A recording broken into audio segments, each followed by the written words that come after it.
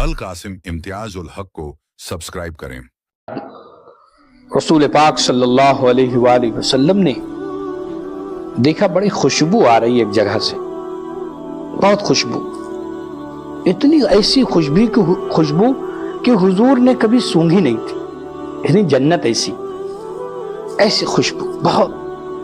تو جبرائیل علیہ السلام سے حضور نے پوچھا کہ یہ خوشبو فلاں جگہ سے آ رہی کس کی ہے؟ تو جبرائیل علیہ السلام نے فرمایا کہ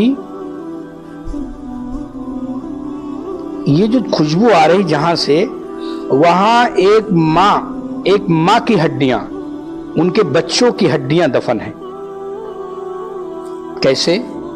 تو جبرائیل علیہ السلام سے حضور نے فرمایا واقعہ کیا ہوا تھا، کہ آپ واقعہ سنیے۔ تو جبرائیل علیہ السلام نے وہ واقعہ بتایا کہ فرعون کے کنگھی کرنے والی ایک عورت تھی اس کے محل میں، اور وہ چپکے سے موسیٰ علیہ السلام پر ایمان لے آئی، چپکے سے، اور اس کے محل میں رہتی تھی۔ ایک دن وہ کنگھی کر رہی تھی اس کی کسی رشتہ دار کی، فرعون کی بیوی کی ہو سکتی ہے یا اور کسی کی، یا کسی رشتہ دار کی۔ تو وہ کنگھی نیچے گر گئی، اس نے بسم اللہ کہہ کر وہ کنگھی اٹھائی۔ تو جو فرعون کے رشتہ دار تھے کہنے لگے اچھا تم میرے رب، میرے ابا کو، میرے فلا کو، میرے فرعون کو خدا نہیں مانتی، تمہارا کوئی اور خدا ہے؟ کہا میرا، کہا تمہارے فرعون کا اور ساری کائنات کا خدا ایک ہے، وہ اللہ ہے، وہ اللہ ہے۔ کہا اگر تم میرے فرعون کو اگر خدا نہیں مانو گے تو پھر تمہیں سزا ملے۔ کہا کچھ بھی کر لو، ہم ایک اللہ پر ایمان لے آئیں۔ اب اس سے ایمان سے ہٹنے والے نے یہ بات فرعون تک پہنچی، فرعون نے بلایا اور اس نے بھی پوچھا کہ کیا تم مجھ پر ایمان نہیں رکھتے؟ کہا تو خدا کہاں ہے، تو انسان ہے، تو خدا کا بندہ ہے، ہمارا آسمان، زمین و آسمان تمہارا سب کا خدا ایک اللہ ہے۔ کہا سزا دیں گے؟ کہا کوئی بھی سزا۔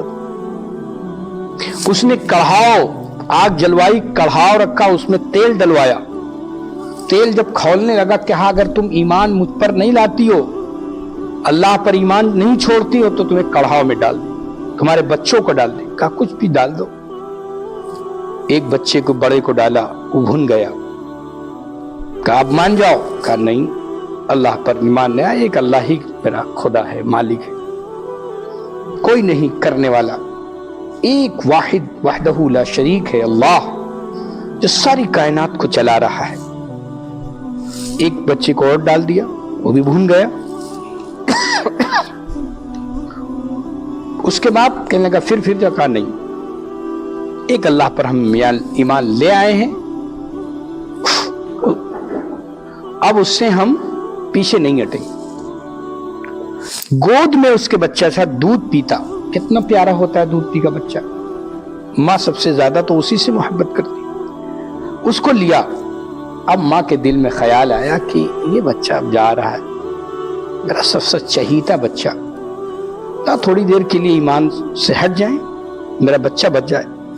یہ خیال اس عورت کے ماں کے دل میں آیا تو اللہ نے اس گود والے بچے کو بولی عطا فرما دی، بڑوں کی طرح بولنے لگا اور کہنے لگا اماں میرے اللہ نے مجھے بتایا تمہارے دل میں جو خیال آیا اس کو خبردار، یہ خیال چھوڑ دو، ایمان پر تمہاری موت ہو رہی، یہ سب سے اچھا، ایمان نہ چھوڑنا میری اماں، اور میں بھی جل جاؤں تم ہی جل جاؤ گے، کل قیامت دن سب کی ملاقات ہوگی، پھر اماں ایمان نہ چھوڑنا۔ یہ بچہ بول رہا گود والا، ایمان اتنی بڑی چیز ہے، اتنی بچانے کی ضرورت ہے ایمان، شیطان تو ایمان لوٹنے پہ لگا ہوا ہے۔ کہا اماں تم ایمان نہ چھوڑنا، جل جاؤ۔ جب یہ بات آئی، بچہ بولا گود کا، تو ماں کو ڈھار محسوس ہوئی، طاقت آئی، کہا ٹھیک ہے میں ایمان نہیں چھوڑوں، بچہ جلا دیا گیا۔ ماں کا نمبر آیا آخر میں، تو ماں نے کہا فرعون سے کہ دیکھ میں نے تیرے محل میں اتنی دن خدمت کی ہے، ایک میری خواہش ہے، آخری